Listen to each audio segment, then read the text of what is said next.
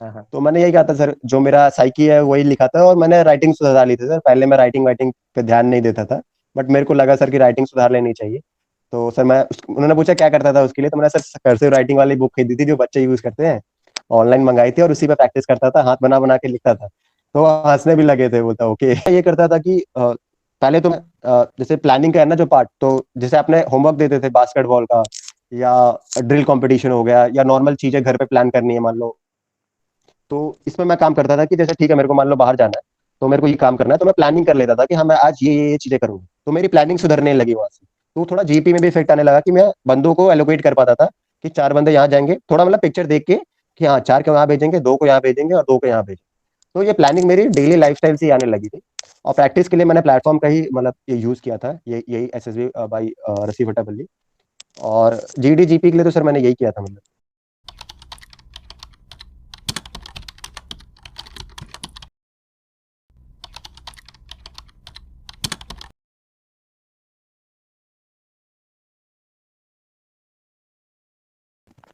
So first of all, congratulations, Raman, on behalf of this group. And all of us, your friends are very proud of you, and they want to follow your path. So congratulations and welcome. Thank you sir, thank you for all. Sir, okay, viewers, I am Raman Mishra, and I have been recommended in my 12th attempt, and I was mentee of sir, and I followed what sir said. I got recommended. No, mostly before we start the session formally, Raman, let me tell me briefly about Raman. Raman has done very amazing. He was one of the good student in his class.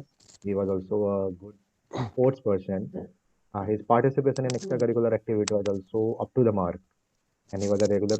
So each and everything was in the line. And only one thing is, few things that was not on the line is that he not. I mean, each of his quality was not consolidated, and that makes a difference. तो ये रमन जब मेरे पास में आया तो ये सारी चीजें थी, कुछ कुछ छोटी छोटी चीज में जो होती है ना फिक्स करना, वही मैंने करा। बाकी मेरे को इसमें कभी कोई डाउट नहीं था कि रमन रिकमेंड नहीं होगा, ठीक है। तो यही सारी चीजें कि आप अगर आप एकेडमिकली भी ठीक नहीं हो, वो सारी चीजें, पर लास्ट में अभी आप क्या कर रहे हो, ये सारी चीजें थी। और लास्ट में आप सारी चीज़ों को करते रहो कि आप स्पोर्ट्स में भी ठीक करने की कोशिश करो। अगर आपने नहीं खेला है तो अभी जाके खेलो। जैसे एक चीज़ और रमन ने करी थी कि बुक्स पढ़ना करा था थोड़ा सा, ये चीज़ों को सोच पाए, इसकी साइकोलॉजी टेस्ट में सारी चीज़ें रिफ्लेक्ट हो, तो ये सारी चीज़ें रमन ने करी। अभी हम बात करते हैं सबसे पहले, how was that feeling when you got recommended, तुम्हें बिलीव हो रहा था? हाँ सर, एंटिसिपेशन तो पहले हो गया था, क्योंकि मेरी कॉन्फ्रेंस थोड़ी लंबी चली थी, वेट जो होता है। और फिर मतलब सर ने कहा कि 5 रिकमेंडेशन इस बार, तो थोड़ा एंटिसिपेशन आ गया था कि हो जाऊंगा। लेकिन हाँ, जो फीलिंग थी सर, वो तो out of the world feeling थी। जब हुआ तो पहले तो विश्वास नहीं हो रहा था, तो फिर सीएचएम सर कह रहे चेस्ट नंबर तो उतार। तो फिर मैंने फिर चेस्ट नंबर उतार के दिया, फिर उन्होंने प्लस वाला चेस्ट नंबर दिया, पहना। फिर हमने हाथ वाथ मिलाया। एक बंदा था हमारे में सर, उसका लास्ट अटेम्प्ट था, मतलब आईएमए का लास्ट अटेम्प्ट था, तो रोने लगा था। तो फिर हम उसको थोड़ा चुप उप करा रहे थे, फिर गले वाले मिल रहे थे अदर कैंडिडेट से। तो उसके बाद फिर हमें डॉक्यूमेंटेशन के लिए ले गए, तो थोड़ा एंटिसिपेशन था, और थोड़ा यही था कि after so many attempts finally, तो वो फाइनली प्रूव हो गया। I was recommended in the six attempt, I also cried. I didn't wanted to, हाँ but वो आ जाता है कि when you are putting day and night efforts, no one is believing on you at हाँ। one point कि वो लगता है कि आप नहीं कर पाओगे। जी जी जी। वैसे एनीवे, बहुत ब्रीफली रमन बताना कि एक तो मेरे को गलती पता है कि तुम क्या गलती कर रहे थे, बट तुम्हें जो रियलाइज हुआ कि पिछले 11 अटेम्प्ट में से स्क्रीन आउट को अभी छोड़ देना, मैं कॉन्फ्रेंस वाले मतलब स्क्रीनिंग वाले अटेम्प्ट की बात कर रहा, गलती क्या हो रही थी, कि ये सारी चीजें मेजर जो गलती तुम कर रहे थे, या ये गलती हो सकती है कैंडिडेट से, जो रिपीटर से खासकर। सर, अर्ली अटेम्प्ट्स में तो ये मानूंगा मैं, सेल्फ अवेयरनेस कम था फॉर द इंटरव्यू पार्ट। क्योंकि काफी सवाल वो पूछते थे ना, जैसे इवन एयरफोर्स का ही मेरे को अवेयरनेस कम था। मतलब जो मैं मानता कि मेरे को पता है, लेकिन वो नहीं पता था डिटेल में। तो एक तो self awareness plus defence knowledge, इस पे मैं कहूंगा कि सर इनिशियल अटेम्प्ट से मेरे ये इस पे मैं मतलब लैक कर रहा था। कमिंग टू दिस सर, जो बाद में जो अटेम्प्ट आए जिसमें मैं कॉन्फिडेंस आउट हो रहा था, सर मेरे को पता था मेरा जीटीओ ठीक है, मेरे को साइक और इंटरव्यू में देखना है। तो साइक के लिए सर मैंने प्रैक्टिस स्टार्ट किया था सर आपके गाइडेंस में। और साइक में ये करते थे कि जैसे रियलिस्टिक स्टोरी नहीं बनाते थे, मतलब एक्शंस हमारे रियलिस्टिक नहीं आते थे। हम जो साइकोलॉजिस्ट कहते हैं ना, थॉट्स फीलिंग्स इंटरेक्शंस, उस पर काम ही नहीं करते थे, हम बस लिख देते थे। तो इस बार मैंने उस अप्रोच को चेंज किया था सर। इस बार मैंने क्या किया था, जैसे मैं एग्जांपल लेता हूँ। जैसे हम कोई एग्जाम देते हैं, उसका रिजल्ट आता है, हम साइक में लिख देते हैं कि he worked hard, he burned his midnight oil and he was pass with flying colours, बस इतना हमने लिख दिया। हम्म। लेकिन मैंने इस बार थोड़ा अप्रोच चेंज किया, मैंने इस बार इंटरेक्शंस फीलिंग्स डाला कि when he got to see his name in the PDF he was very much delighted, he shared the news with his parents were very happy. तो इससे क्या होगा कि इमोशनल फैक्टर आ गया, और आप इंटरेक्ट कर रहे हो सोसाइटी के साथ, आप इंटरेक्ट कर रहे हो पेरेंट्स के साथ, तो सोशल अडेप्टिबिलिटी वाले फैक्टर्स ये अपने आप इमोशनल में आके चीजें आ जाती है। तो जो साइकोलॉजिस्ट कहता भी है कि gentleman please do assure that you express your thoughts feelings interaction. तो इस पे मैंने काम किया था सर इस बार। बाकी तो सर मेरे को लगता है जो मेरा साइकी था वो तो सेम ही था। G2 मेरा सेम परफॉर्मेंस गया था as compare to the previous attempts, जो मेरे अटेम्प्ट्स आ रहे थे। इंटरव्यू इस बार मेरा अच्छा गया था सर। इंटरव्यू पे मतलब थोड़ा काम करके गया था और काफी चीजें स्मूथ चली गई इंटरव्यू में मेरी। तो ओवरऑल सर ये अटेम्प्ट मेरा मतलब एक एक फ्लो में गया था सर, एक लाइन में। द ये वे वाला यू जो 12th wanted, attempt. The way you wanted. हाँ, हाँ द तो वे आई वांटेड सर। तो एक चीज़ है, जो मेजर चीज़ें हैं ये मैं भी मानता हूँ कि if you want to be a military leadership या any kind of leadership, you must be self-aware, because if you're not aware you will be not that much confident, and definitely you will be lacking the knowledge portion. Knowledge, I'm not talking about general knowledge, in awareness portion. So you will be not a fit person to lead a group of people. Then interaction आपका क्या है लोगों के साथ, that also matters, I would rightly put it. तो ये सारी चीज़ें आप करोगे, ये सारी चीज़ें ये गलत कर रहे थे। अच्छा, तुम स्क्रीन आउट भी कितने बार हुए हो? I mean I am not aware of that. Sir going with the numbers 4 times sir, मतलब मैं 4 बार स्क्रीन आउट हुआ हूँ और 7 बार कॉन्फ्रेंस हूँ। तो ये स्क्रीन आउट का क्या रीज़न होता है तुम्हारे नज़र में? सर एक तो स्क्रीन आउट तो मैं एक तो पहली अटेम्प्ट में हुआ था, जो उसका तो कुछ आइडिया ही नहीं था मेरे को क्या हुआ मेरे साथ। तो पहली बार इलाहाबाद गया था हम्म। और टीईएस एंट्री थी, तो वहां गया और मतलब मेरा नरेशन भी उतना फ्लॉलेस नहीं था, और पीपीडीटी में भी मेरी मतलब स्टोरी अच्छी नहीं बनी थी उतनी कुछ खास। तो वो तो पता नहीं चला और मैं स्क्रीन आउट हो गया था, मतलब बिल्कुल तैयारी करके नहीं गया था, एकदम फ्रेश चला गया था कि बस पर्सनालिटी के चलो हो जाऊंगा। तो एक तो वो गलती थी सर पहले अटेम्प्ट में। और एक कॉलेज के बाद फिर यही गलती की थी मैंने कि मैं थोड़ा प्रैक्टिस करके नहीं गया था। मैं खुद मानता हूँ कि स्क्रीनिंग के लिए काफी प्रैक्टिस चाहिए आपको, मतलब आपको एक स्टेज चाहिए जहाँ पे आप प्रैक्टिस कर सको और थोड़ा खुल सको और ग्रुप में बात कर सको। स्क्रीनिंग के लिए बहुत जरूरी है। अगर आप प्रैक्टिस नहीं करोगे तो आपका वही डाइसी सिचुएशन रहेगा कि आप होगे कि नहीं होगे। तो मैं प्रैक्टिस नहीं कर रहा था, तो इसलिए मैं स्क्रीन आउट हो रहा था। मैंने प्रैक्टिस जहाँ स्टार्ट किया था सर, तो मैं मतलब मेरी चीजें भी इंप्रूव होती गई और स्क्रीनिंग भी होता गया। ठीक है, तो ये हमने बात करें कि दो चीज़ें। अच्छा, इसके अलावा जैसे रमन, हम जब इंटरेक्ट, मतलब जब एक नंबर ऑफ अटेम्प्ट्स हो जाते हैं तो हमें ये भी पता चलने लग जाता है कि ये कैंडिडेट रिकमेंड होगा या ये कैंडिडेट रिकमेंड नहीं, मतलब ऐसा कुछ होता है कि ये गलती कर रहा है। तो एज सच जो तुम अभी तक देखे हो उसमें क्या मेजर गलती कैंडिडेट क्या करते हैं? सर पहली गलती तो यही करते हैं कि जैसे मैंने पहले कहा था कि हम बताते नहीं हम कि क्या कर रहे हैं। हम बस ऊपर से दिखाना चाहते हैं सर ये हम कर रहे हैं, लेकिन हम बताते नहीं उसको, मतलब इंटरव्यूअर को हम जता नहीं पाते, क्योंकि वो पूछता है ना सवाल कि हाँ ये नहीं किया तो उसके बाद क्या हुआ। जैसे आपके 12th में नंबर कम है, उसके बाद आपने क्या किया वो बता ही नहीं रहे हो, आप छुपा रहे हो कि नहीं सर मैंने ये बीच में कुछ कर लिया। पहली बात है कि आप एक्सप्रेस नहीं करते अपनी चीजों को, और इंटरव्यूअर चाहता है कि आप एक्सप्रेस करो, लेकिन कितना कर रहा है ये भी आपको पता होना चाहिए। जैसे मैंने अपने अटेम्प्ट से यही सीखा है सर कि पिछली बार मैं छुपाता था कि छुपाना इन द सेंस कि जैसे एनडीए के अटेम्प्ट थे मेरे, तो मैंने सर नहीं हो पाया सर, वो मैं उस समय ये था ही। मैंने इस बार सिंपल कह दिया सर, मैं पढ़ा नहीं था जीके, मेरा जीके नहीं निकलता था सर। मैथ्स में नंबर आ जाते थे बट जीके नहीं निकलता, तो मेरा अटेम्प्ट नहीं मतलब काउंट हो रहा था उसमें, एसएसबी नहीं जा पा रहा था मैं। तो बोलता फिर क्या किया उसके लिए तूने। तो मैंने बताया सर मैंने इस बार लॉकडाउन में पूरा पॉलिटी पढ़ा, हिस्ट्री पढ़ा, हिस्ट्री की बुक्स उठाई कि मॉडर्न हिस्ट्री ज्यादा आता है। तो उन्होंने पूछा कि फिर तैयारी कैसे किया, तो मैंने सर मैं यूट्यूब पे वीडियोस देखता था, उससे नोट्स बनाता था और फिर रिवाइज करता था, फिर टेस्ट देता था, वीकली टेस्ट देता था ताकि मेरे कॉन्सेप्ट क्लियर हो। तो ये सब चीजें जैसे जैसे मैंने बताया ना, तो सर को विश्वास हुआ हाँ इसने काम किया है इस पे। पहले ये नहीं कर रहा था बट अब इसने किया है। तो पहली चीज हम यही गलती करते हैं कि हम बताते नहीं कि हम क्या कर रहे हैं, हम छुपाना चाहते नहीं, कैसे भी करके वो कर दे अमेरिकन। तो ये नहीं चलता है एसएसबी। एसएसबी में आपको जो हो ना, आप बता दो कि सर मैं ये कर रहा था, ये गलतियां कर रहा था तो नहीं हो पाया, ये कर रहा हूँ तो सर आप देख लो मैं कैसा हूँ। सिंपल, उनको छोड़ दो जो वो डिसाइड करना है, आप अपना क्या कर रहे हो वो बता दो। ठीक है। सेकंड गलती करते हैं सर हम, अवेयरनेस, जैसे मैंने पहले कहा सर, हमें अपने बारे में अवेयरनेस नहीं होती है। जैसे बेसिक बेसिक नॉलेज, जैसे अबाउट योर पेरेंट्स, फिर आप कहाँ पे रह रहे हो उसके बारे में नॉलेज। ये मैंने एक दिन ऐसे बैठ के ना, मैंने अपना पीआईक्यू उठाया और पीआईक्यू से सवाल बनाए सारे, कि मेरे नाम का मतलब क्या है, फिर मेरे फादर का प्रोफेशन क्या है, फादर का प्रोफेशन के बारे में पूरा पढ़ा, फादर से भी डिस्कस किया, मतलब आपका क्या क्या काम रहता है, क्योंकि ये सब सवाल पूछते हैं। और coming from A defence background, वो तो खासकर मेरे से पूछते ही हैं। फिर मैंने अपने स्टेट के बारे में पढ़ा, अपने इवन मैंने डिस्ट्रिक्ट एंड विलेज के बारे में पढ़ा। कमिंग टू मैंने मेरे मदर्स का बैकग्राउंड क्या है, फिर मदर की सैलरी कितनी है, कितने बच्चों को पढ़ाती हैं, मैं डिटेल नॉलेज में लिख के ले गया था इस बार पीआईक्यू से। फिर फैमिलीज, मतलब एक्टिविटीज एट होम वो पूछते हैं, तो उसके बारे में मैंने पूरा बना रखा था। तो पीआईक्यू से मैंने क्वेश्चंस फ्रेम कर रखे थे पूरे डिटेल एनालिसिस के साथ। तो ये सेल्फ अवेयरनेस वाला पार्ट था, वो मेरा क्लियर हो रहा था धीरे धीरे। और आपने जैसे नॉलेज के लिए बात किया था, बुक्स पढ़ना था, बुक्स पढ़ना मैंने डेली हैबिट में ले आया था। मैं सोने से पहले कम से कम 7-8 पेजेस पढ़ता था बुक की। तो ये एक मेरी हैबिट भी अच्छी हो गई थी और नॉलेज अवेयरनेस भी अच्छा हो गया था, मतलब कम जनरल नॉलेज जो होता है आपका सोसाइटी के लिए। तो ये सब चीजों पे मैंने काम किया। और बहुत लोग नहीं करते हैं, बहुत लोगों को लगता है कि नहीं यार पर्सनालिटी टेस्ट है, हम हो जाएंगे।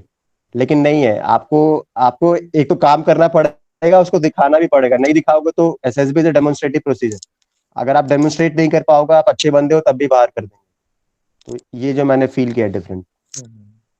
ठीक है, ओवरऑल है कि चीज़ें की अवेयरनेस रहनी चाहिए, आपको हाइड नहीं करना है, और जितना ज़्यादा आप चीज़ों को लेके सिंसियर हो, ठीक है, सीरियस नहीं, हाँ। सिंसियर हो। उसका है कि एसएसबी प्रोजेक्टिव टेक्निक्स भी होते हैं, जो भी सारे टेस्ट होते हैं, ठीक है। आई मीन जीटीओ तो, और साइकोलॉजी टेस्ट तो आपको भी पता है, इंटरव्यू इंटरैक्टिव टेक्निक्स पे है, ठीक है। फ्री इंटरैक्टिव टेक्निक उसको बोलते हैं, कि उसमें आप कंफर्टेबली सारी चीज़ें बताते हो, तो आपको बताना पड़ेगा कि हाँ आप डिजर्व करते हो। चलो, दैट बीइंग सेड, हम्म। अभी हम आप आते हैं कच्चे to your twelfth attempt. I think उसके पहले भी तुम गए थे, एक 11th अटेम्प्ट भी तुमने दिया था, हाँ, तो उसमें कॉन्फिडेंस आउट हो गया था, कॉन्फ्रेंस आउट था भैया। हुई थी, मतलब उस समय तो तुम यू वर वेल प्रिपेयर्ड, तो व्हाट वेंट रॉन्ग?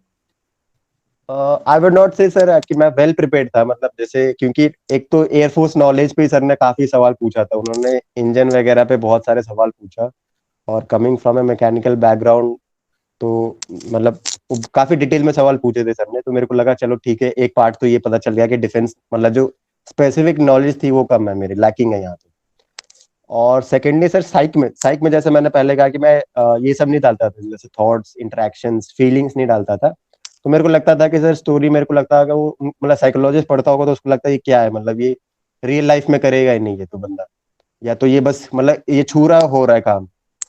ये इंटरेक्शन नहीं आएगा, थॉट्स नहीं आएगा, तो रियलिस्टिक एक्शंस नहीं आएंगे। तो वो मेरे को लगता है साइक में कहीं ना कहीं चीजें मेरी बेटर नहीं जा रही थी।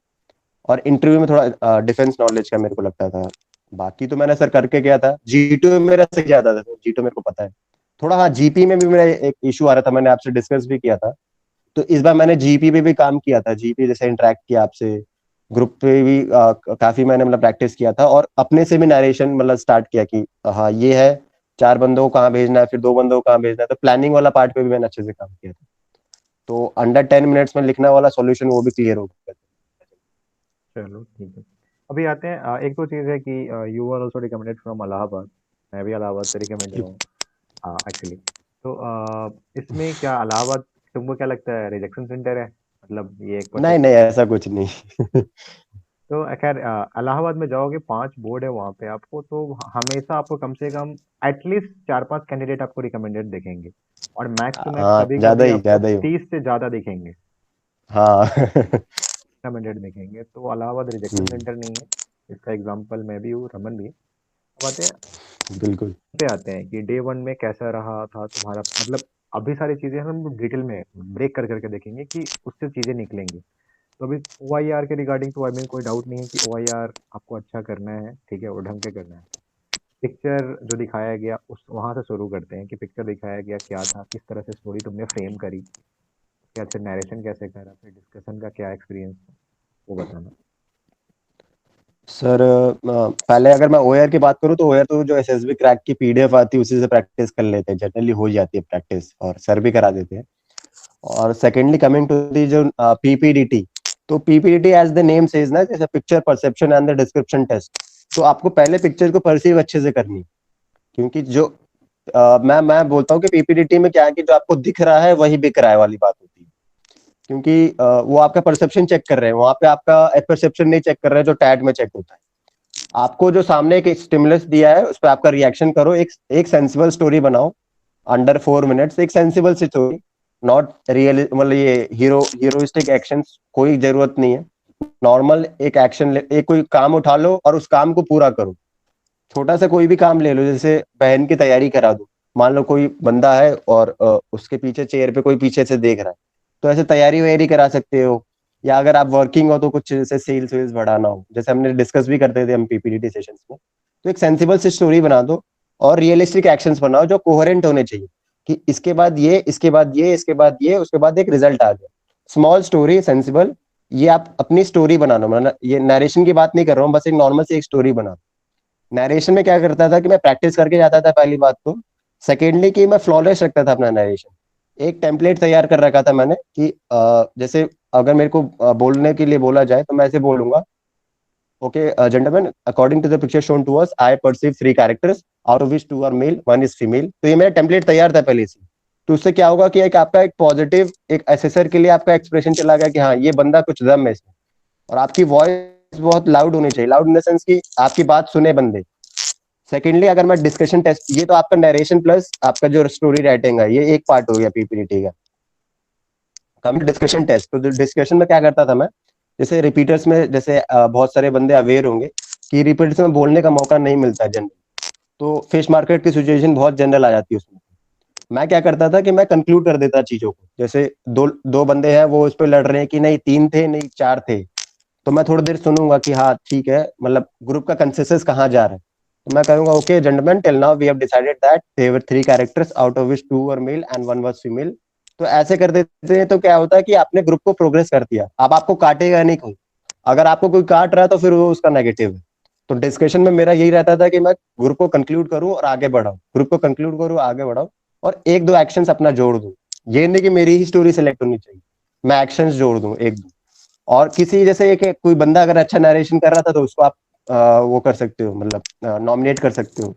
तो यही मैं अप्रोच रखता था अपना, मतलब पूरा पीपीटी के लिए, कि ओएर अच्छा रखो, फ्लॉलेस स्टोरी सेंसिबल बनाओ, फ्लॉलेस नरेशन करो, और थोड़ा सा डिस्कशन में कंक्लूड करते रहो चीज, बस। आ, कोई बस इसी पे हम जाते हैं, उसके बाद टीएटी में एक दो और डिस्कस करेंगे। पिक्चर क्या दिखाई गई थी, कुछ उसमें क्या स्टोरी, तुमने क्या बनाया था, क्या थीम क्या था?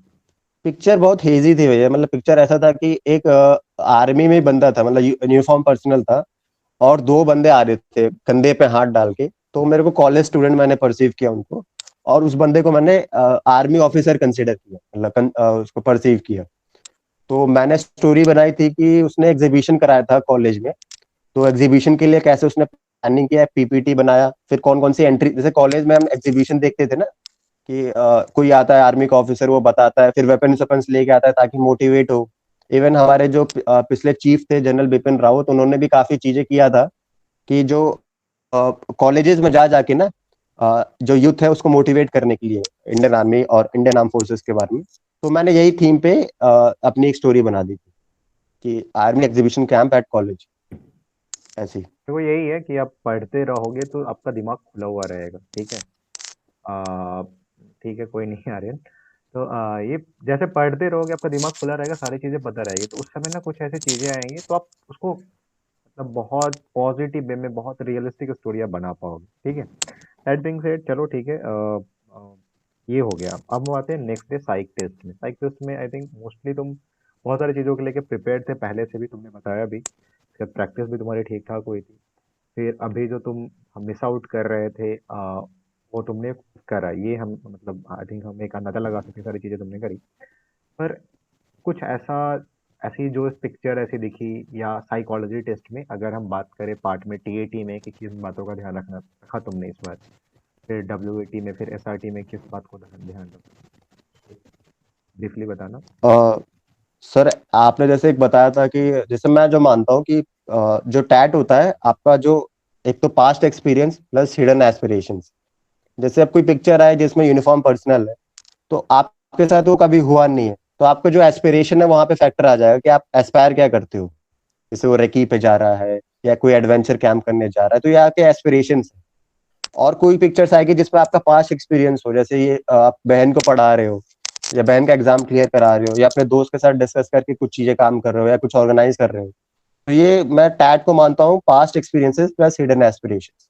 तो पास्ट एक्सपीरियंसेस के लिए क्या किया था, मैंने अपने सेल्फ एनालिसिस किया था कि मैंने कॉलेज में स्कूल में कौन कौन से टास्क कर रखे हैं। जैसे आपने बताया भी था कि थोड़ा टैट से पहले ना, कि थोड़ा बैठ जाओ, रिलैक्स हो जाओ और थोड़ा अच्छे पॉजिटिव चीजों के बारे में सोचो। तो मैं थोड़ा घर से भी सोच के गया था, जैसे आपने बहुत सारे टास्क भी देते थे कि बास्केटबॉल मैच ऑर्गेनाइज कराना है, एनसीसी कैंप ऑर्गेनाइज कराना है, ड्रिल ड्रिल ऑर्गेनाइज करानी है। तो ये सब चीजों पर मैं काम करके गया, तो मेरे एक्शंस काफी क्लियर थे कि बास्केटबॉल मैच के लिए क्या करना पड़ता है।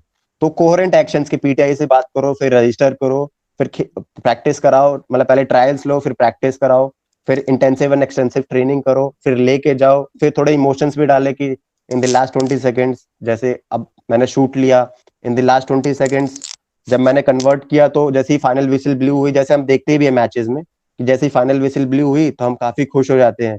फिर it was a moment of joy for me. फिर the whole audience gave a standing ovation to him.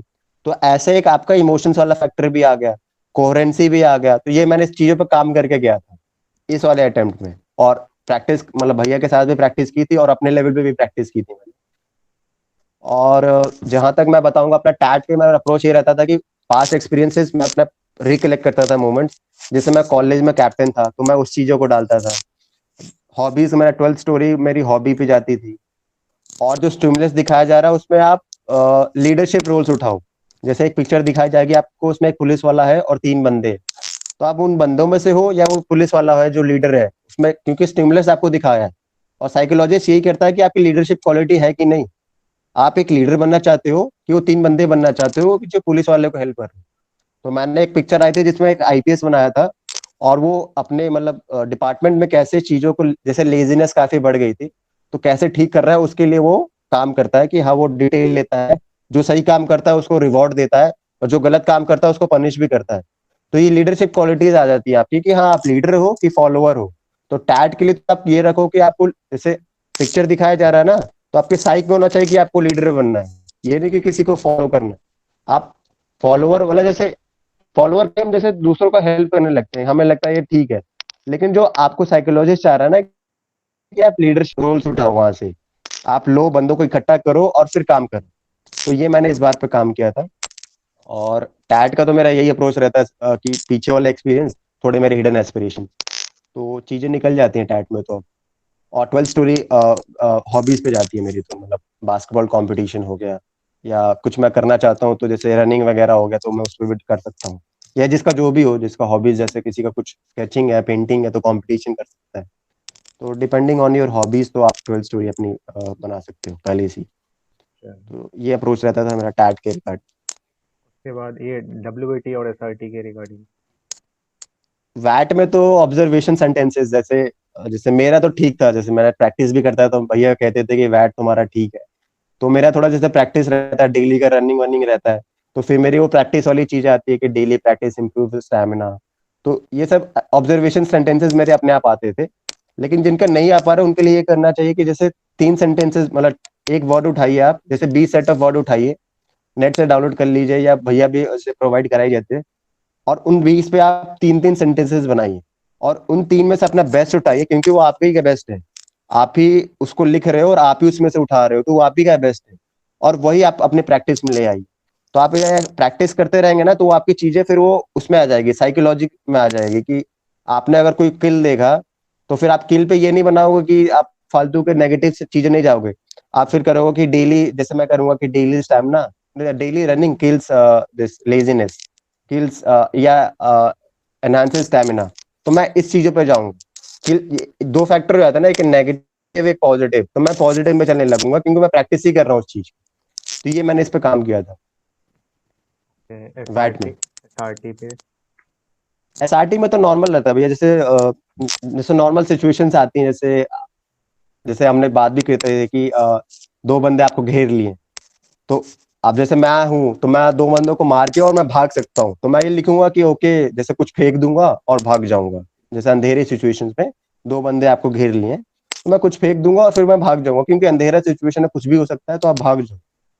आप चार बंदे हैं तो फिर तो बात अलग है, फिर तो आप क्या कर सकते हो कि या तो जो आपके पास है वो दे दो भाई, वैल्यूएबल, और फिर आगे पुलिस वुलिस कंप्लेन कर सकते हो। बट जैसे जो आप नॉर्मल सिचुएशन लाइफ में फेस करते हो ना, वैसे ही लिख दो वहां पे, उसमें आपको ज्यादा करने की जरूरत नहीं है, और आइडियलिस्टिक होने की तो जरूरत ही नहीं है। मैंने लिखता था कि जैसे एक सिचुएशन आती है कि आपको पीछे से गाड़ी ने मार दिया और आप गिर गए, आप क्या करोगे? तो मैं करता था ठीक है, मैं अपनी साइकिल उठाऊंगा, ये नहीं लिखूंगा कि मैं कार का नंबर नोट करूंगा, मैं पुलिस को कॉल कर, नहीं, मैं साइकिल उठाऊंगा, अपना जाऊंगा, मेडिसिन खिलाऊंगा, अपनी मम्मी को दे दूंगा, बस सिंपल। तो ये तो चीज ये ध्यान सब रखना नहीं है कि कि मैं, हाँ, जैसे एक हाँ, मैंने अभी फर्स्ट आप एड वस्ट एड नहीं लिखना, ये सब नहीं लिखता था मैं, उठाऊंगा साइकिल, नॉर्मल उठाया, चल दिया। तब जब तक चीजें एकदम निगेटिव चीजें जब तक एकदम एक्सप्लिसिटली मेंशन नहीं हो कि वो इंजर्ड हो गया या कुछ ऐसा दिख गया, तभी नहीं करना। दूसरा एक चीज जैसे ये बात कर रहा हूँ उस पर मैं अभी मैंने एक दो दिन पहले मैं डाला था, ये सेम एसआरटी डाली थी मैंने। तो कुछ लोग आई थिंक इसको हमने डिस्कस भी करा था। तो अब डिपेंड करता है कि आपका जैसे अगर कोई रेगुलर खेलने जा रहा है, ठीक है, रमन की हाइट भी अच्छी खासी है, ठीक है, फिजिकली फिट भी है, तो ये इनकाउंटर कर सकता है। पर आप इसको कॉपी नहीं करो। अब है कि आपने हाँ, स्पोर्ट्स नहीं खेला है, आपने एनसीसी ट्रेनिंग भी नहीं करी, आप एक मतलब ऑलमोस्ट जो होता है ना प्योर सिविलियन टाइप से हो, उसके बाद आपकी हाइट भी 170 से कम की है, ठीक है, 165 170 के बीच में है, उसके बाद आपका वेट भी उस लेवल पे, आपका वेट वेट सारा चीज मेंशन रहता है, ठीक है। तो उस सेंस में आप क्या करते हो, तो डिपेंडिंग ऑन, अब कोई बंदा ऐसा लिखता है तो डेफिनेटली वो डर के लिख रहा है या फिर फेक कर रहा है। हम्म, तो इन बातों का ध्यान रखना है कि अपने अकॉर्डिंग करोगे। और चीजों जब जैसे मेंशन हो कंप्लीट सॉल्यूशन देना है एसआरटी में। हाँ, दैट बीइंग सेड, अभी हम आते हैं, अब जीटीओ पे आते हैं, फिर लास्ट में हम इंटरव्यू का कवर करेंगे। जीटीओ का आई थिंक जीडी के रिगार्डिंग तुम पढ़ रहे थे, तो उसमें तुम्हें डाउट मतलब कोई दिक्कत नहीं था, जब भी मैं क्लासेस होते तो जीडी में तुम अच्छा बोलते थे। तो हमें एक बार सोर्सेस बता दो कि सोर्सेस क्या रेफर करते थे, और कुछ जो तुम्हारा एक अपना एसओपी था जीडी के रिगार्डिंग, तो GD talking about discussion in GD 1 and 2 and GP also, क्या था।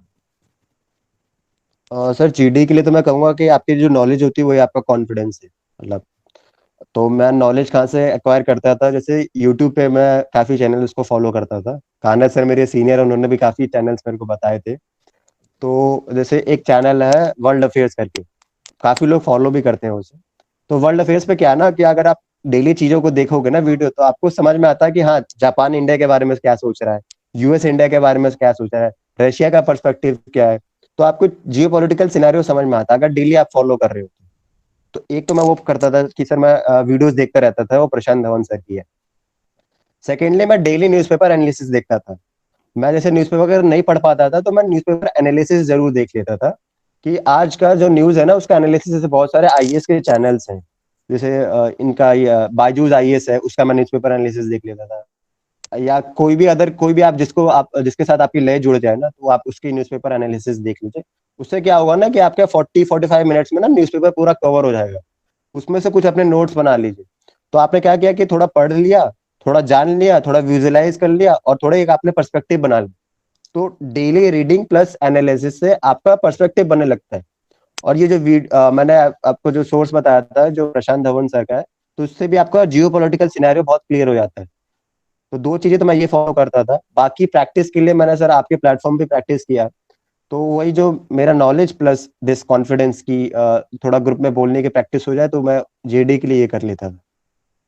कमिंग अबाउट जीपी, तो जीपी के लिए मैं ये करता था कि पहले तो जैसे प्लानिंग का है ना जो पार्ट, तो जैसे आपने होमवर्क देते थे बास्केटबॉल का, या ड्रिल कंपटीशन हो गया, या नॉर्मल चीजें घर पे प्लान करनी है मान लो, तो इसमें मैं काम करता था कि जैसे ठीक है, मेरे को मान लो बाहर जाना है, तो मेरे को ये काम करना है, तो मैं प्लानिंग कर लेता था कि हाँ, मैं आज ये चीजें करूंगा। तो मेरी प्लानिंग सुधरने लगी वहां से।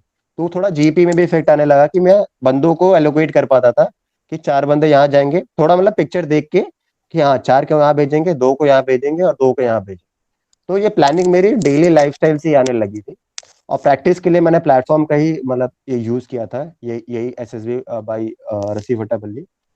और जीडी जीपी के लिए तो सर मैंने यही किया था, मतलब coming about the question. PGT में भी मतलब अभी एक तो तुम्हारा था कि उसमें भी he was very good. Let me tell you one thing very clearly कि ये सारी चीजें इसको पहले, बहुत सारी चीजें इसको पहले से ही आती थी। ऐसा नहीं था कि he was a very noob candidate. तो अवेयरनेस थी इसकी। द पीजीटी में मेरे को लगता है इसको दिक्कत हुआ होगा, पर इस बार तुमने स्पेसिफिकली क्या करा? या पीजीटी में जैसे होता है कि सिचुएशंस आती है कुछ कुछ अनफोर्सीन या अनवांटेड सिचुएशंस की आपको ग्रुप मेट से काम नहीं करने देते हैं वो, तो उस सेंस में तुमने क्या क्या काम करा?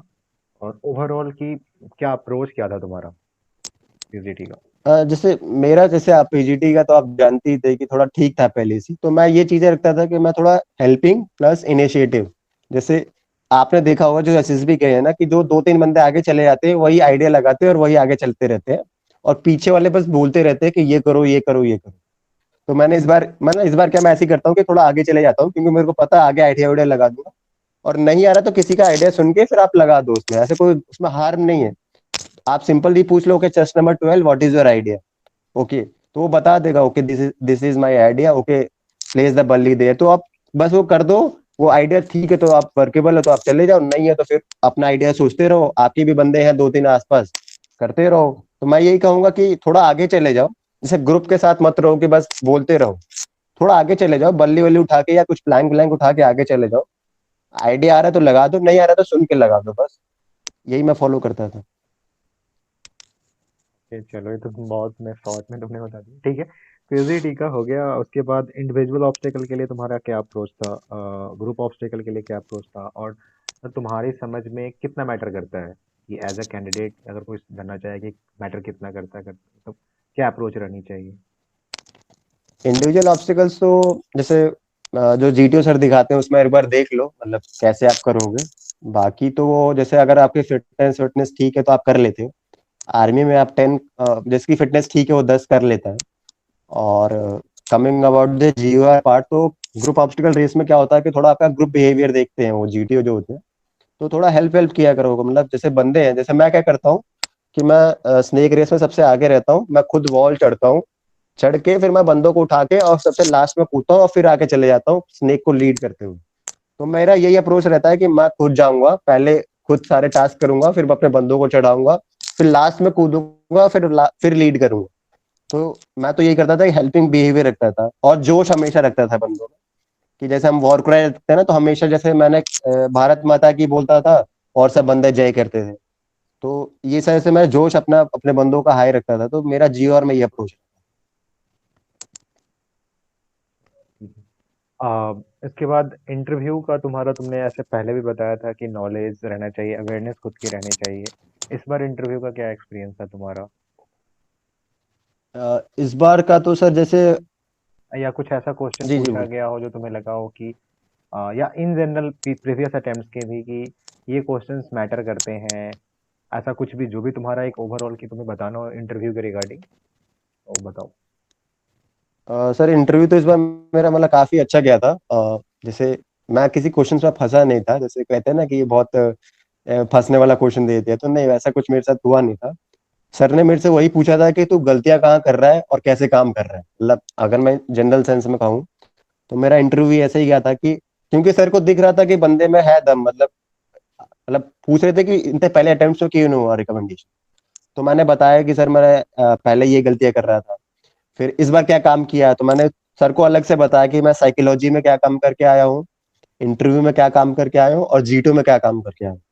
जैसे आपने बताया था ना, मैंने राइटिंग की प्रैक्टिस की थी और जो कर्सिव राइटिंग की बुक लेके मैंने प्रैक्टिस की थी, तो अच्छा, मैंने इंटरव्यू में भी एक बताया। चीज रुक जाना, एक चीज रुक जाना। एक फनी चीज क्या है कि रमन मतलब क्या बोलते हैं, अपने स्किल से डॉक्टर बनने वाला था, पर ये समवॉट इंजीनियर बन गया। तो रमन की जब भी मैं अटेम्प्ट पढ़ता था पीपीटीटी या कुछ भी का, तो दिखता नहीं था। ठीक है, और एक चीज और ये मैटर करता है, तो अगर आप जो चीज आप लिख रहे हो वो नहीं पता चल रहा है साइकोलॉजिस्ट को, खासकर लिखने वाले में, तो बहुत मैटर करता है। तो एक और कैंडिडेट था, उसको भी मैंने बोला था, तो रमन को मैंने बोला था कि तुम जाओगे, और एक दो दिन इसने टाला था, फिर मैंने इसे बोला। तो जैसे मैं आई थिंक ग्रेजुएशन हुए भी इसके एक दो साल, एक साल लगभग हो गया है। हाँ, ये 1 साल हो गया था। हाँ, तो इसको मैं कर्सिव राइटिंग जो होती है ना, बच्चों वाली होती है, तो मैंने इसको बोला था बुक लेके आओ, उस पर लिखो, तुम अपनी राइटिंग ठीक करो। पर ये हो गया था, आई थिंक 10-15 दिन में इसका ठीक ठाक लीजिबल हो गया हाँ, था। तो जी जी जी। हम्म, ठीक है, कंटिन्यू तो करो। मैंने यही सर को कहा था कि सर साइकोलॉजी के लिए तो पहले मैंने राइटिंग सुधारी, और ये सब नहीं बताया था कि सर मैं प्रैक्टिस प्रैक्टिस कर रहा था या ये थॉट्स इमोशंस, क्योंकि ये मेरा अपना अप्रोच है तो वो सर को क्या बताना। हाँ हाँ। तो मैंने यही कहा था सर, जो मेरा साइकी है वही लिखा था, और मैंने राइटिंग सुधार ली थी सर। पहले मैं राइटिंग वाइटिंग पे ध्यान नहीं देता था, बट मेरे को लगा सर की राइटिंग सुधार लेनी चाहिए।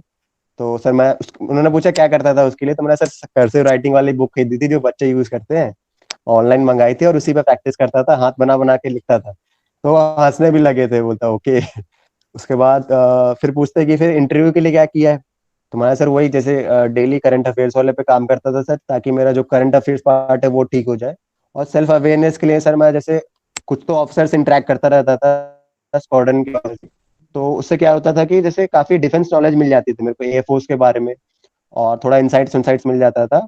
और इंटरेक्शंस भी अच्छा हो जाता था, ऑफिसर से आप इंटरेक्ट करते हो तो आप बहुत सारी चीजें एक्वायर करते हो उनसे। तो मैं ये करता था सर कि बोलने बोलने की प्रैक्टिस भी रहे, तो उसके लिए मैं प्रैक्टिस कर लेता था। बहुत सारे वर्चुअल प्लेटफॉर्म्स थे। तो सर ने कहा फिर मतलब दोस्त दोस्त कहाँ से ढूंढता था, मैंने सर बहुत सारे वर्चुअल प्लेटफॉर्म्स है, जैसे मैंने स्पेशली नाम नहीं लिया था किसी का। तो बोलता है ठीक है। फिर फ्रेंड्स है मतलब लोकेलिटी में, उन्होंने पूछा फ्रेंड्स है, मतलब हाँ सर है, तो क्या करता है उनके साथ। मैं सर जैसे शाम को मैं खेलने चले जाता हूँ, और थोड़ा जैसे चिट चैट कर लेते हैं हम डेली प्रोग्रेस के बारे में। तो ये इसलिए पूछता है कि आप लोनली तो नहीं है कोई, मतलब लोनर बंदे तो नहीं हो। तो वो क्लियर करना चाहते हैं ये बंदा अकेले घर में रह के पढ़ता रहता है या थोड़ा सोसाइटी में जाके इंटरेक्ट भी करता है बंदों के साथ। तो ये सब चीजें सर ने पूछी थी। फिर पूछा था सर ने कि अर्लियर अटेम्प्ट्स में क्यों नहीं हुआ था तेरा, और क्या काम करके आया। तो वो मैंने बता दिया था कि सर मैंने साइक के लिए ये किया, जीटीयू के लिए किया, और इंटरव्यू के लिए ये किया। और जीटीयू मेरा सर ठीक, मैंने ये भी बता दिया सर मेरा जीटीयू भी पहले ठीक जाता था। और मतलब जो कंटेंट था वो मैं कंटेंट इस बार पढ़ के आया था सर, कि जो डेली करंट अफेयर्स में न्यूज चलती हैं तो जीडी वगैरह के लिए मैं पढ़ के आया था। तो सर ने पूछा कि क्या टॉपिक था जीडी का, तो मैंने बता दिया था। और बोला कैसा गया परफॉर्मेंस जीटीओ में, मतलब सर जीटीओ में अच्छा गया परफॉर्मेंस। तो सर ने बोला था लास्ट में, उन्होंने यही बोला कि I hope all your dreams come true. तो मैं समझ गया कि मेरा इंटरव्यू ठीक गया इस बार। चलो तो ठीक। ये एक्सपीरियंस था। दूसरा एक चीज मैं ऐड करना चाहूंगा, देखो मैं बहुत मतलब होता है ना कि हम मैं एम्बीवर्ट हूँ, पर मेरा इंक्लिनेशन इंट्रोवर्ट की तरफ है। आप में से जो भी हो रिकमेंड हो जाते, मैं भी हुआ था। और एक जो मेरे केस में जब मैटर करा था, मेरे को रियलाइज हो गया था कि मेरे को स्पोर्ट्स में इंडल्ज करना होगा, या डेली लेवल पे मैं कुछ कुछ स्टूडेंट्स हैं, आई थिंक अभी क्लास में नहीं है वो लोग, मैं उनको लोगों को भी बोलता हूँ कि आपका वीक में एटलीस्ट 1 से 2 दिन ना आपका इंटरेक्शन रहना चाहिए। तो क्योंकि आप इंडिविजुअल लेवल पे कितना बेहतर हो, एकदम एक्सेप्शनल इन द सेंस कि बहुत एक्सेप्शनल हो तभी मैटर करता है। नहीं तो एवरेज या एबव एवरेज हो मैटर नहीं करता है। आपको ग्रुप में इंटरेक्ट करना होगा, आप कितने ज़्यादा लोगों के साथ इंडल्ज होते हो वो मैटर करता है। तो ये आप करो, एटलीस्ट मंथ में 2-3 दिन भी आप जाओ, बाहर खेलने जाओ, इंटरेक्ट करो लोगों से, ताकि ये चीज़ें पता चले कि हाँ आपको अवेयर हो। बहुत सारे जो सोशल इंटरेक्शन है, और ये आपको डेफिनेटली इंटरव्यू में, जीटीओ में, साइकोलॉजी में भी हेल्प करेगा, बहुत ज़्यादा हेल्प करेगा। तो प्लीज़ डू सो। ये हो गया इंटरव्यू का। तो फिर कॉन्फ्रेंस में क्या हुआ? कॉन्फ्रेंस में बड़ा लंबा कॉन्फ्रेंस गया, क्या था क्या था कॉन्फ्रेंस में क्या था? कॉन्फ्रेंस में सर जैसे पहले तो लंबा वेट चला था मेरा, अराउंड 9 to 10 मिनट्स वेट चला। तो मेरे को लगा चलो ठीक है, मतलब डिस्कस कर रहे हैं मेरे बारे में। उसके बाद क्या हुआ, सर ने बुलाया और फिर थोड़ा करंट अफेयर्स का पूछा था सर ने मेरे से, कि पहले तो घुसते ही पूछा okay Raman set, so what all changes you have done for this attempt. तो मैं इस क्वेश्चन से काफी खुश हुआ कि चलो ठीक है, मतलब हाँ सिचुएशन है कि रिकमेंड करेंगे। तो मैंने वही बताया सर, साइकोलॉजी के लिए मैंने क्या किया, जी2 के लिए क्या किया, and for my interview part मैंने क्या किया। फिर पूछते okay tell me the neighbouring countries of India. तो मैंने बता दिया। तो मैंने अफगानिस्तान का नाम नहीं लिया था, मतलब Afghanistan as a neighbouring country of India नाम नहीं लिया। तो सर ने पूछा व्हाट अबाउट अफगानिस्तान। तो मैंने बोला sir currently it's not the part neighbouring country of India, it shares its border with PoK. तो सर ने पूछा okay what about PoK, PoK is part of India. बोला yes sir, PoK is the integral part of India, but currently illegally occupied by Pakistan. तो सर हंसने लगे okay. सो मैंने ये भी बोल दिया sir in the near future we will certainly regain it. और अभी मैंने कुछ दिनों बाद देखा कि वही न्यूज सामने आ रही थी, सरफेस हो रही थी बहुत सारे मीडिया पे। तो मैंने यही आंसर दिया था कि sir in the near future we will certainly regain it. तो बोलता ओके ग्रेट। फिर पूछा okay Raman that was nice talking with you, you can leave now. Thank you sir. एक तो थोड़ा कॉन्फिडेंस कॉन्फिडेंस वहीं पे मतलब दिखा दिया था मैंने तो। कॉन्फ्रेंस में बस यही क्वेश्चन था? हाँ, कॉन्फ्रेंस में यही पूछा कि नेबरिंग कंट्रीज का मतलब थोड़ा बता दो नेबरिंग कंट्रीज कौन कौन सी है, क्योंकि एक क्वेश्चन मेरा उसमें था इसमें इंटरव्यू में, जो मैं नहीं आंसर कर पाया था, चाइना और जापान का इशू क्या है। तो मैंने बता दिया sir, something water dispute, I don't remember the name of the islands. वो मैंने बाद में पढ़ा, सेनकाकू आइलैंड्स था। तो सर ने फिर मेरे को लगा जीके वगैरह चेक करने के लिए वहां से क्वेश्चन उठाया था। कि एक चीज़ मैं बता देता हूँ कि बहुत सारे क्वेश्चन अनएक्सपेक्टेड भी रहेंगे और इजी रहेंगे। तो आप मतलब एकदम शांत से बताना। मैं एक अपना पर्सनल एक्सपीरियंस बता रहा हूँ कि एक उसमें मैं कॉन्फ्रेंस आउट हो गया था। मेरे को पता था कि ये क्वेश्चन पूछा जाएगा, ठीक है, और मैं उसको प्रिपेयर करके गया था कि मतलब ऐसा ना कि मेरे को टच करोगे, क्लिक करोगे और जवाब निकलेगा, बट समहाउ मैं स्टक कर गया था। तो जब ऐसा सिचुएशन कुछ भी रहे तो नर्वस नहीं होना है। कॉन्फ्रेंस में आपको वो हाँ है कि कुछ भी कितना भी आपने करा है कि कॉन्फ्रेंस मैटर करता है, ठीक है। कॉन्फ्रेंस भी आपका वो फाइनल ठप्पा वहीं पे लगता है कि whether this candidate should be recommended और नॉट। आराम जी से भैया। करके करोगे। और अगर चीजें हो तो जैसे रमन ने कर लिया पीच, मतलब उसको साफ कर दिया, अफगानिस्तान मिस नहीं करना चाहिए था, पर साफ करा, बहुत अच्छे से बोला कि इट इज नॉट जो है ना इलीगली ऑक्युपाइड, ये सारी चीजें। इस तरीके से आपको रहना चाहिए कि कॉन्फिडेंट आपको रहना है कॉन्फ्रेंस में। मेजर चीज वही मैटर करती है। चलो ठीक है, हम्म। फिर क्या हुआ रिकमेंडेशन का, तुमने मैंने शुरू में ही बता दिया था। अब क्या हुआ उसमें थोड़ा सा बताओ हल्का सा, कि कितने रिकमेंड हुए, क्या बोला उस समय का, थोड़ा सा डिटेल में भी बताना कि क्या क्या हुआ। तो जैसे मैं कॉन्फ्रेंस का ही बताता हूँ, स्टार्टिंग फ्रॉम कॉन्फ्रेंस। तो जैसे चेस्ट नंबर, जैसे जो हम वेट देखते हैं ना कि दूसरों का वेट हो रहा है, ये चेस्ट नंबर, ये फ्लैश हुआ, तो चेस्ट नंबर 3 का वेट चला था अच्छा खासा, वो फ्रेशर था। तो हमें लगा चलो ये फ्रेशर है और वेट चला है तो हो ही जाएगा। फिर चेस्ट नंबर 8 था, उसका वेट चला था, मेरे से पहले बैठा था, जो चेयर वाइज होता है ना, तो चेयर 2 आगे बैठा था वो। मेरा चेस्ट नंबर 10 था, तो उसका भी काफी अच्छा वेट चला था, और कॉन्फ्रेंस उसकी बहुत छोटी चली। पता नहीं क्या डिस्कस किया था सर ने उसके साथ, मतलब क्या क्वेश्चंस पूछे थे।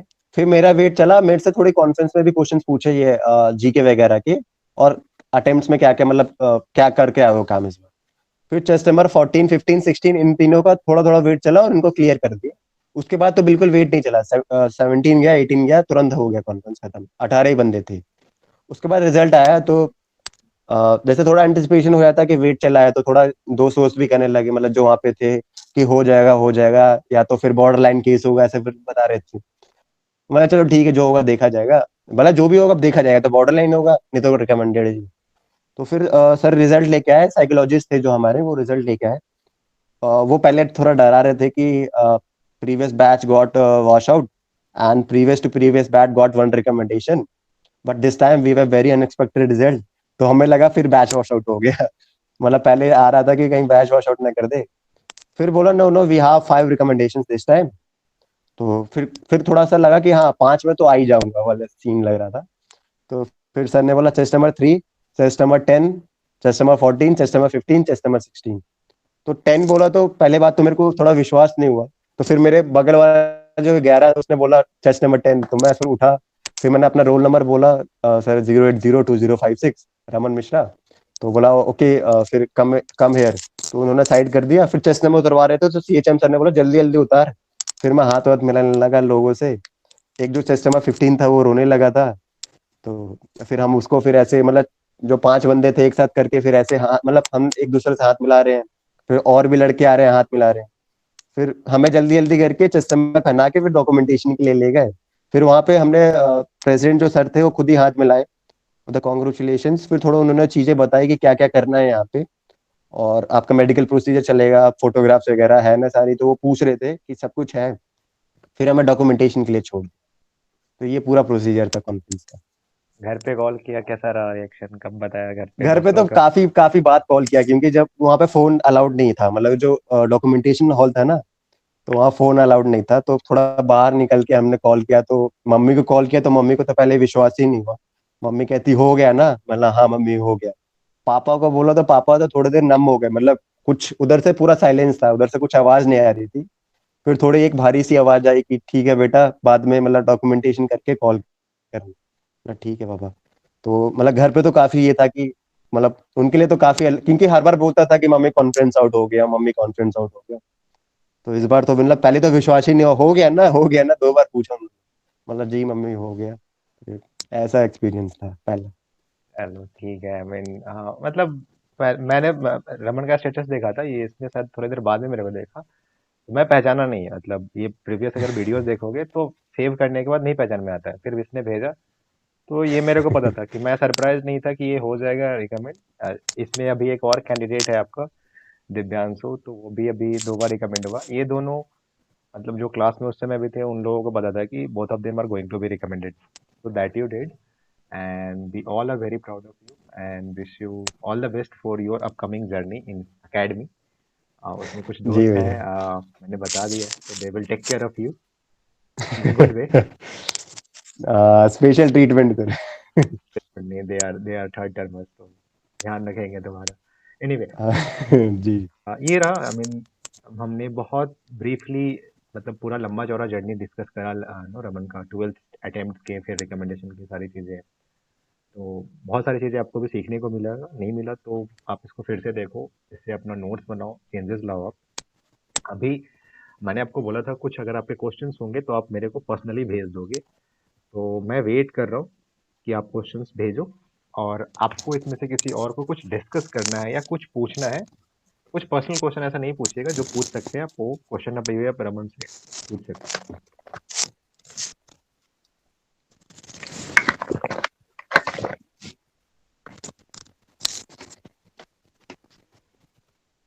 ओके, चलो अभी क्वेश्चन भी नहीं आ रहा है, तो आप पूछिए विदाउट अ डाउट कि उसमें कुछ नहीं है। क्वेश्चन आप ले सकते हैं, अदरवाइज हम फिर अभी सेशन को अभी कॉल इट अ डे कर देंगे।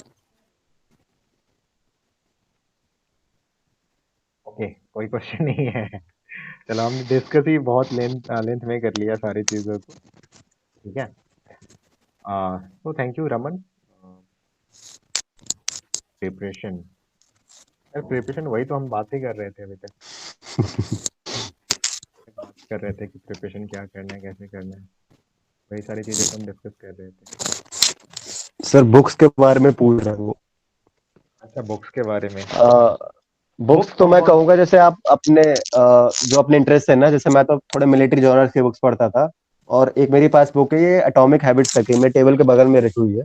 मैंने भैया से डिस्कस भी किया था। तो ये काफी बढ़िया बुक है, अगर आप पढ़ सकते हैं, या तो इसका पॉडकास्ट है वो भी सुन सकते हैं। तो ये एटॉमिक हैबिट्स करके है बाय जेम्स क्लियर। तो आप ये पढ़ सकते हैं। बाकी आपके जो इंटरेस्ट है ना, जैसे मैं मिलिट्री जॉनर की बुक्स पढ़ता हूँ, इंडियाज मोस्ट फियरलेस। तो वो 2-3 पढ़ी है, जो 2 वर्जन आई है ना, वो पढ़ रखी है मैंने। तो आपके जो इंटरेस्ट है ना, आप उस हिसाब से पढ़ सकते हो, तो आपकी एक रीडिंग हैबिट फॉर्म हो जाती है। आप न्यूज़पेपर भी पढ़ सकते हो, अगर आपसे बुक्स नहीं पढ़ी जाती हैं तो न्यूज़पेपर भी पढ़ सकते हो आप। तो ये 2-3 बुक्स थी जो मैंने अभी पढ़ी थी इस प्रिपरेशन फेज में। बुक्स पढ़ना चाहिए, ठीक है, वो हेल्प करती हैं, और ये बहुत अच्छी इन्वेस्टमेंट होती है। अच्छा, एक चीज़, हाँ। एक क्वेश्चन है, आई थिंक क्वेश्चन तो मैं सोच रहा हूँ बस फन के लिए ले लूँ। कमांड टास्क में वार क्राई देना चाहिए क्या? कमांड टास्क में वॉर क्राई? हाँ, नहीं नहीं, ऐसे वॉर क्राई की वॉर क्राई उसमें क्यों देना है? जरूरत नहीं है। आ, करते हैं कुछ एनसीसी वाले candidate, with due respect, I am not saying that, but most of the candidate I have seen कि दे डू। व्हाट डू नहीं यू नहीं, ऐसे सजेस्ट कोई टू जरूरत फर्स्ट नहीं। Year student in college regarding? I think ये रमन ही बताएगा अभी। स्टूडेंट है, please mute yourself. Abhinav, Abhinav please mute. Question अब भेज दो यहाँ पे, जो फर्स्ट ईयर स्टूडेंट्स हैं वो प्रिपरेशन के रिगार्डिंग क्या करें अभी से, जो sir first year first year में तो मैं कहूंगा कि जैसे आप मतलब जो आपके कॉलेज के सोसाइटीज है ना, अगर कुछ कोई क्लब्स एंड सोसाइटीज है तो उसमें पार्टिसिपेट करो। किसी क्लब या सोसाइटी में आप खुद ही मेंबर बन जाओ, और गेम्स एंड स्पोर्ट्स में पार्टिसिपेट करते रहो। जैसे मैंने किया था, मैं फर्स्ट ईयर में जैसे मैं निकलता था हॉस्टल से सुबह 7 बजे, और घुसता था अपने हॉस्टल में शाम को 8-9 बजे, पूरा खेलते हुए। मतलब रोबोटिक्स क्लब हो गया, मैं क्लासेस भी कर लेता था एक्स्ट्रा। सीनियर्स कुछ क्लास दे रहे हैं जैसे फोटोशॉप के बारे में, तो वो भी सीख लिया। तो फर्स्ट ईयर तो मैंने मैंने पूरा मतलब जैसे ऑन द गो था मेरा, कि यहाँ भी क्लास करने जा रहा हूँ, क्लब्स में भी जा रहा हूँ, गेम्स में भी जा रहा हूँ, सीनियर से भी इंटरेक्ट कर रहा हूँ। तो एक्सप्लोरेशन फेज था मेरे लिए first year। मैं तो यही कहूंगा कि आप अपने थोड़ा हॉबीज वॉबीज भी फॉर्म करो फर्स्ट ईयर में, और थोड़ा एक्सप्लोर करो चीजों को, क्योंकि फर्स्ट ईयर ही एक्सप्लोरेशन फेज होता है। बाकी तो आप उन्हीं पे काम करते हो जो आपने फर्स्ट ईयर में काम किया। सेकंड ईयर में फिर आपके बहुत सारे कोर्सेज भी आ जाते हैं, और टाइम भी कम होता है। तो फर्स्ट ईयर में आप एक्सप्लोर करो चीजों। देखो कॉलेज के initial years I suggest first year second year जो भी है, फर्स्ट ईयर आप डेफिनेटली करो, क्योंकि ये नहीं मिलता है कॉलेज लाइफ। दो सेंसों में कि आप मस्ती भी करो रिस्पॉन्सिबली। हाँ। रिस्पॉन्सिबली बाई मतलब कि लॉ एंड ऑर्डर सारी चीज़ें, क्योंकि कुछ लोग उसका ध्यान नहीं रखते हैं, तो मैंने देखा कि कॉस्टली हो जाता है। बहुत सारे ऐसे मैं लोगों जी। को जानता हूँ।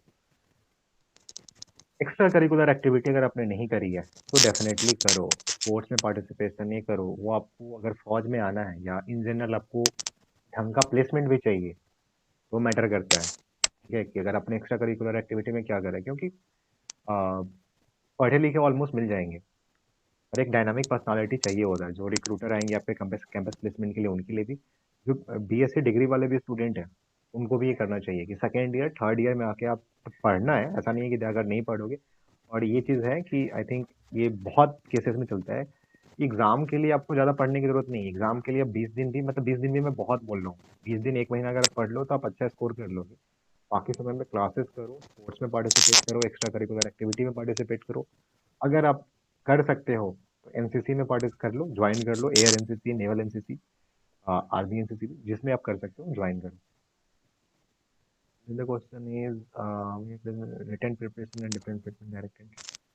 वो डायरेक्ट एंट्री में कुछ नहीं है, मतलब रमन मैं तुम्ही से पूछ लेता हूँ कि क्या तुम्हें क्या लगता है कि रिटन एंट्री में और डायरेक्ट एंट्री में क्या रहता है प्रिपरेशन में। सर अगर मैं टेक्निकल एंट्री की बात करूं तो थोड़ा टेक्निकल एंट्री में टेक्निकल नॉलेज देखते हैं, मतलब अपार्ट फ्रॉम डायरेक्ट एंट्रीज। तो टेक्निकल एंट्री में थोड़ा टेक्निकल नॉलेज आपकी स्ट्रांग होनी चाहिए, बाकी तो सेम ही है, जो प्रोसेस है ना दैट इज सेम। ओएलक्यूज वगैरह तो वो तो सारी चीजें देखते ही हैं। बाकी थोड़ा टेक्निकल में थोड़ा टेक्निकल एस्पेक्ट आ जाता है, बाकी तो सेम ही है एंट्रीज। और दूसरा एक चीज और है कि मेरे को ऐसा लगता है कि आप चूंकि रिटर्न करके नहीं आए हो, तो कुछ चीजें जो जीके की जैसे सीरियस एंट्री में आते हैं, बेनिफिट आपको क्या रहता है कि रमन के बैच में 18 स्क्रीन कितने रिपोर्ट कितने की थी तुम्हारे बैच में। फिफ्थ, हाँ ये है कि रिपोर्टिंग कम होती है तो 53 रिपोर्ट की है। मतलब समझो कि लगभग हो गया ये रिकमेंडेड। आई थिंक 18 भी मतलब थोड़ा सा कम हुआ है, क्योंकि इलाहाबाद में आई थिंक बोर्ड के कारण कुछ इशू रहा होगा।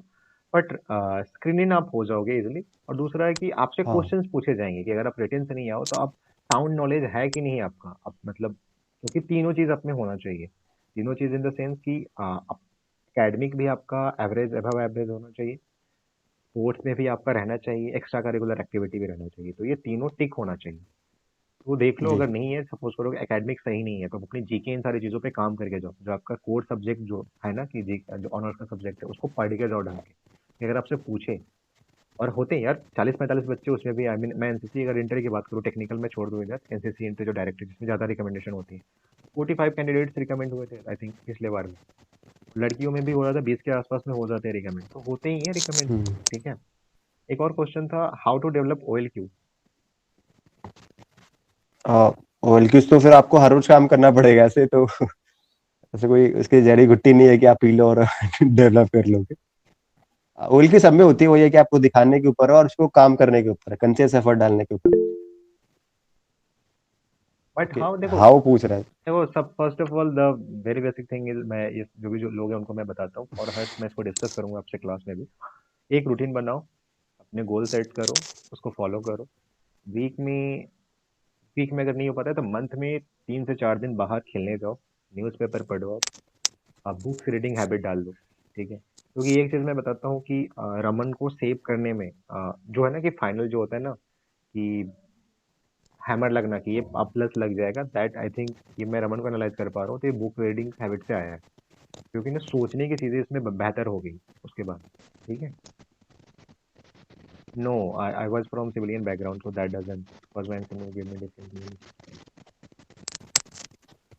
नहीं, ऐसा नहीं है कि आप डिफेंस बैकग्राउंड से हो। एज रहता है कि आप चीज़ों के रिगार्डिंग प्रिपेयर करते हो, लेकिन एक चीज़ और है एसएसबी की खूबसूरत बात ये है क्या, कि आपको जज करते हैं आपके पीआईक्यू के अकॉर्डिंग ही, आपकी अपब्रिंगिंग के अकॉर्डिंग ही।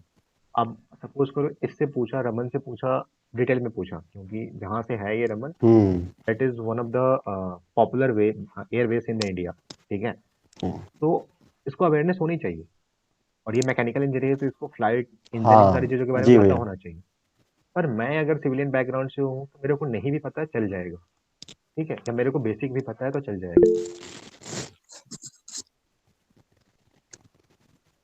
ठीक है, ये मैं वीकनेसेस ऑफ पेरेंट्स के रिगार्डिंग, क्या तुम्हारा मतलब इसमें मैं अपना ओपिनियन क्लास के बाद में दे दूंगा, पर तुम्हें क्या लगता है कि वीकनेसेस ऑफ पेरेंट्स क्या बताने चाहिए, कैसे हैंडल करना चाहिए? थोड़े वैसे माइल्ड वीकनेसेस बता दो ना, जैसे जैसे मैंने ऑब्जर्व किया है कि मेरे पापा बहुत मतलब पूजा वूजा करते हैं।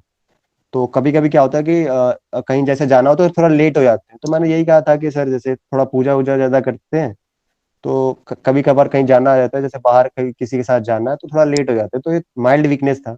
मम्मी का बता देते कि ओवर एग्जर्ट करती हैं चीजों को, ऐसे मतलब हेल्थ पे थोड़ा उनका इश्यू आ जाता है फिर। तो ये माइल्ड वीकनेस बता दो। बाकी ये मत बताओ कि सर ये होता है, लड़ाई हो जाती है, ये सब। माइल्ड वीकनेस बता दो अगर पूछे, ज्यादा इंसिस्ट करे तो सर।